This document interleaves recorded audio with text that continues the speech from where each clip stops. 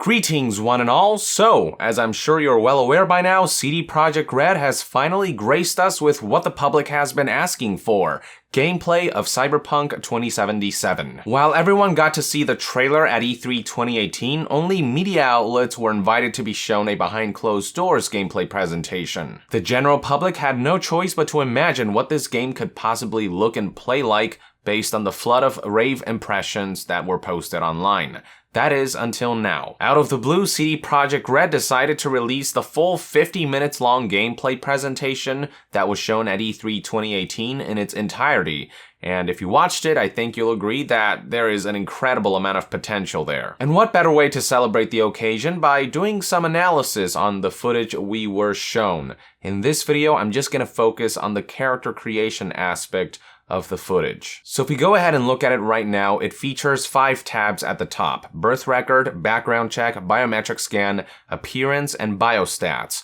The first tab, birth record, will allow you to choose between male and female V. Funny enough, their privates are all covered up, though during E3, CD Projekt Red suggested during their behind closed doors presentation that this may not be the case in the final game. The censoring was seemingly done for the purpose of not distracting viewers too much right from the get-go. Next up, we are taken to the second tab, background check, which has the player pick out a slew of information. Towards the left, you can see some background information about the character, including record ID, ID type, first and last name, alias, date of birth, gender, prior convictions, education, details in brief, report number, and authentication code. You can also see below that there is an Edit Details button that will likely allow players to edit some of this data. Now, in this build, the first and last name section is simply listed as missing data, but CD Projekt Red has hinted that they will likely allow players to pick out their names in the final game. One thing that won't likely change, however, is your alias. You're probably going to be V, and that's likely what voiced characters will refer you as, just to keep the script universal across all players. This actually falls right in line with the Cyberpunk 2020 tabletop, mind you, where you pick your real name and then your Cyberpunk alias. In the tabletop, it suggested that you never disclose your real name and identity to anybody. Your alias or your Cyberpunk name is what you'll be using to get around in the streets. I would also assume that you can change your date of birth, and I do wonder whether that will change V's complexion or not. Then again, this is Cyberpunk we're talking about, a setting where one's appearance can be cybernetically and biologically modified and tailored to your needs, so looking much younger than your actual age wouldn't be entirely out of place at all. As for things like prior convictions, education, and details in brief, I wonder if those are things players can customize as well, and if they'll somehow influence your interactions during gameplay, or if these are simply there for this character creation menu's aesthetics.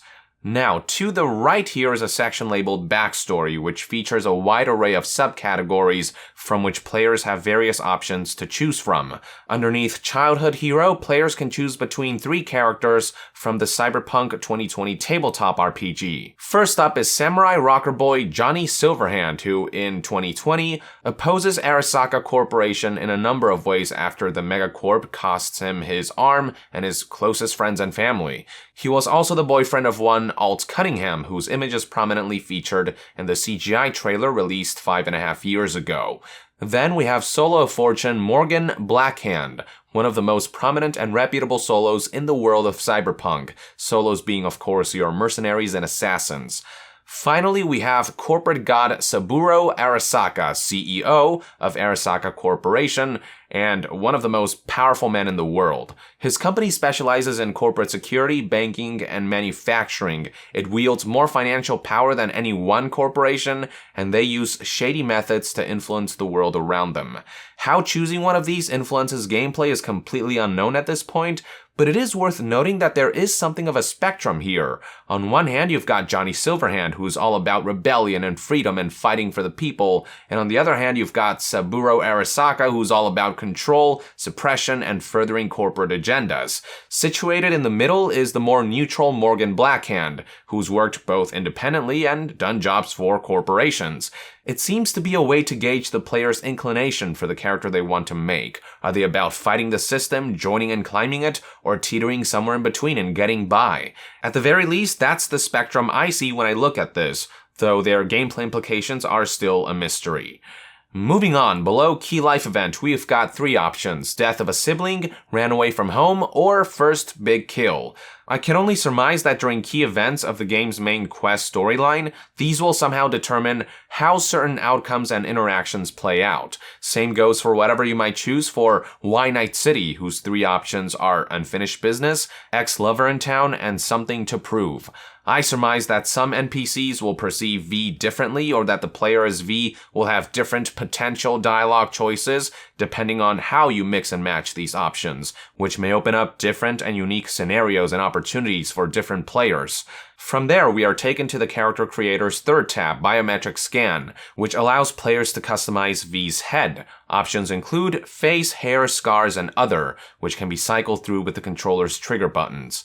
The footage only shows us what's underneath face, and as you can see, there are a wide array of preset faces of various races, more of which can be chosen if you scroll further down, judging by the arrow here, and once a preset is picked, players can select from 10 different shapes of eyes, nose, mouth, jaw, and ears.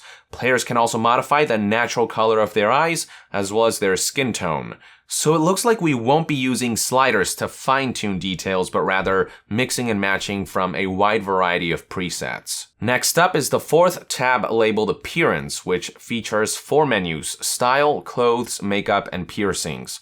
The footage only shows us what's underneath Style, and what we're looking at here is what the Cyberpunk 2020 tabletop RPG calls fashion wear, which is cybertech that serves no other function besides changing your appearance or making you look cooler. In the tabletop, there's actually a fashion wear you can get called light tattoos, which are described as light-emitting chemical patches inserted under the first couple layers of skin, which store light and emit it in colors and patterns. Hell, you can even see this cyber enhancement prominently featured on the cover of Cyberpunk 2020's core rulebook, featuring a man with a light tattoo on his right hand. Going back to 2077's character creation screen, below the tattoos are other options like eye and skin modifications, surface wiring, and bodily scars. For eye mods, I'm assuming that's related to a fashion wear from 2020 called Shift Tacts, which are colored contact lenses designed to mimic certain aspects of more expensive cyber optics, allowing for a wide range of different effects like changing color, logo, or pattern on demand or based on temperature or emotion or other factors. In fact, I would guess that the yellow glistening effect that V's eyes have under certain angles and lighting conditions might have something to do with ocular fashion wear. Then again, it could just be a visual effect of the cyber optics she's currently wearing. For skin mods, I'm assuming CD Projekt Red drew from the Chem Skins and Synth Skins fashion wear. Chem Skins are dyes and chemicals that are rubbed into your skin to change its color to different shades and desired patterns. And Synth Skins are color-shifting plastic implanted inside one's outer skin to allow adjustments like colors, patterns, light flares, and other effects. Then we have surface wiring, which is exposed electronic wiring peeking through the skin, and I'm assuming this will allow players to choose how much or how little they want the wiring to show based on their fashion preferences and how they want the wiring to look like. Finally, there is bodily scars, which I'm assuming has less to do with cybernetics and more to do with just natural scars obtained from injuries. This brings us to the final tab in the character creation menu, Biostats, which is where players will distribute points across their 6 main attributes: Strength, Constitution, Intelligence, Reflexes, Tech, and Cool. I would surmise that what was originally the body stat in 2020 was split into 2, Strength and Constitution, representing offensive physical feats and damage resistance respectively, but the remaining 5 stats are from the original tabletop game, with Intelligence representing your knowledge on various subjects and your hacking and net running abilities, Reflexes representing your combat and driving abilities, Tech representing your general knowledge on hardware and crafting, and Cool representing how you present yourselves to others and your willpower. What is missing here is the Empathy stat, which in 2020 represented your ability to engage in conversation with other people, to socialize, seduce, persuade, so on and so forth. Not sure if that's been integrated with the Cool stat in 2077, or if that's being handled differently.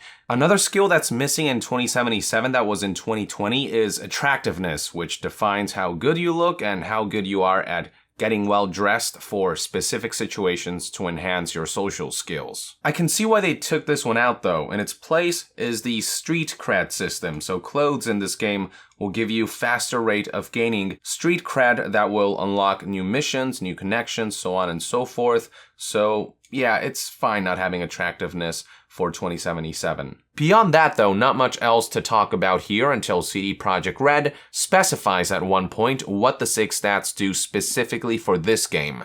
That's pretty much it for character creation options. Once you're done, you hit the confirm button and you'll be on your way. Speaking of which, one thing I'd like to discuss real quick are the narrative implications behind this entire menu. If you look closely at the finer details, you may notice that this isn't just a menu, but rather there is definitely context behind this process. More specifically, my theory is that you're building your character's profile through the eyes of someone who's trying to find V. If you read the full text of the confirm button, for example, it says begin location trace. And if you want to go back and re-edit some details, it says admin access required. Furthermore, looking on the bottom right, you can see that there is a small label that reads Night City Recognition Program. I think it's fair to say that the character creation is occurring from the perspective of someone who is searching for V. Hard to say for sure who exactly this individual would be, but the fact that the recognition program is labeled to belong to Night City may go to show that we're dealing with official or influential entities like law enforcement or megacorporations. I'm personally leaning more towards law enforcement given how what's displayed in the background check tab straight up looks like something you might find in a police report or file, especially with how words like record ID and report number are prominently featured. Another giveaway is this section labeled Prior Convictions, which very much sounds like information that law enforcement, say Night City Police Department, would keep track of. Also interesting to note is that in the Birth Record tab where you pick your gender, towards the bottom are the number of results found, further suggesting somebody's actively searching for V. It would seem as though Night City is home to around 6,173,504 males and 6,223,104 females, which makes the total population approximately 12,396,608 people. And that search for V is seemingly being narrowed down as the user of this recognition software inputs data about Cyberpunk 2077's protagonists like gender, background, biometrics, appearance, biostats, etc.